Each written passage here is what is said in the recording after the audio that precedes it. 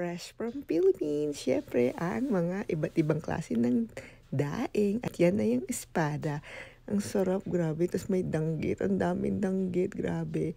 Kulang na lang kamatis, tas suka, may sili, tas sinangag, itlog. Ano ba? Ano na naman, mawawala na naman ang diet ko nito. Diyos ko, tas may tuyo pa, bongga. Grabe, ang dami nilang binigay, di ba? Kumpleto. Tapos lalo na yung pusit, napakadami niyang binigay. Mahal tong ganito, nakakahiya naman. Anyway, thank you so much talaga sa nagbigay. Ayaw ko na magitin yung pangalan kasi, syempre, di ba, nakakahiya naman. Pero anyway, super thank you sa mga pasalubong. Yan, napakabait naman nila, 'di ba?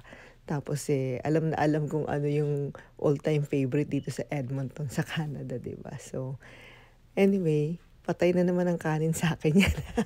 Sa weekend yari yan sa akin, 'di ba? Anyway, thank you so much guys. Don't forget to share. Bye!